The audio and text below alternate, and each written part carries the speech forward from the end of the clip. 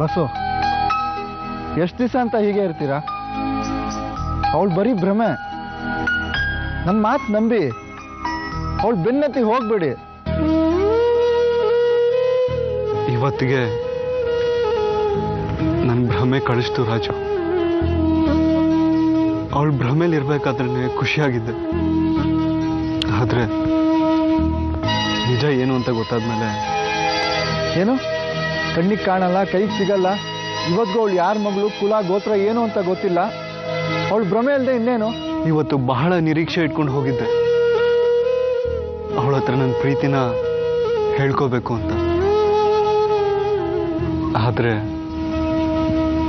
ಅವಳು ಬಂದ್ಲು, ಹೋದ್ಲು. ನೀನ್ ತಪ್ಪು ಮಾಡಿದ್ಯಾ. ಇಷ್ಟು ರಾತ್ರಿಲಿ ವಿಶ್ವನ ನೋಡೋದಕ್ಕೆ ಹೋಗೋ ಅಗತ್ಯ ಏನಿತ್ತು?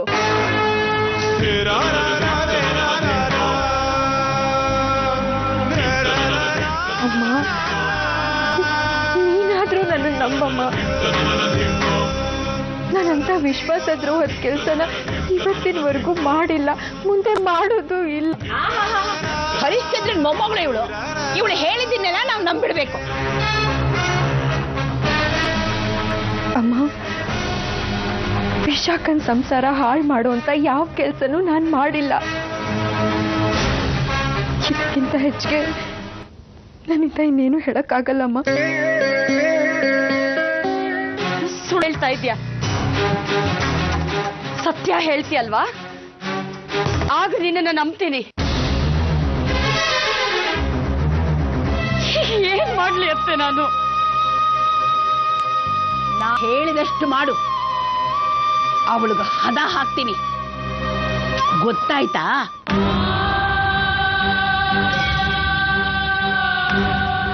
ಇನ್ಯಾವತ್ತೂ ನನ್ನ ಪಾಲಿಗೆ ಅವಳು ಸಿಗಲ್ಲ ರಾಜು.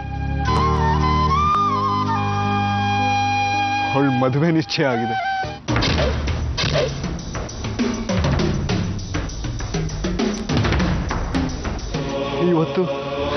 ಇವತ್ತು ಅಜ್ಜಿ ನೋಡಿದಾಗ ಶಾಕ್ ಆಯ್ತು. ಅವರ ಪ್ರೀತಿಗಿಂತ ನನ್ನ ಜೀವನದಲ್ಲಿ ಇನ್ನೇನಿದೆ ಹೇಳು? ಅದನ್ನು ನಾನು ಕಳ್ಕೊಂಡ್ರೆ ನನ್ನಂತ ಮೂರ್ಖ ಇನ್ಯಾರೂ ಇರಲ್ಲ. ಅಜ್ಜಿಗೆ ಇನ್ಯಾವತ್ತೂ ಬೇಜಾರು ಮಹಾರಾಜು.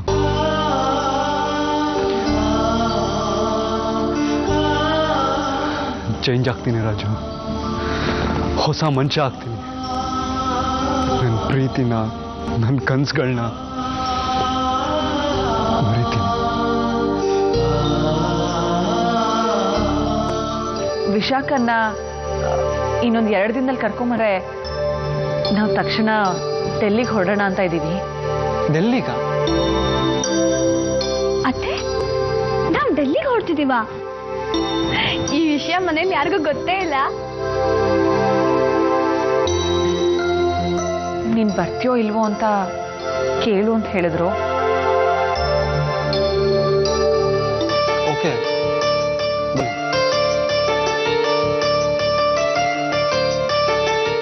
ಹೌದು. ಇನ್ನು ಇಲ್ಲಿದ್ಕೊಂಡು ಏನ್ ಮಾಡೋದು? ನಾವಿಲ್ಲಿಗೆ ಬಂದು ನಿಂಗೆ ಹೆಣ್ಣು ನೋಡ್ಬೇಕು ಅಂತ. ನೀ ಹೆಣ್ಣು ನೋಡಿದ್ದು ಆಯ್ತು, ಮದ್ವೆನೂ ಆಯ್ತು ಅಲ್ವಾ ಅತ್ತೆ?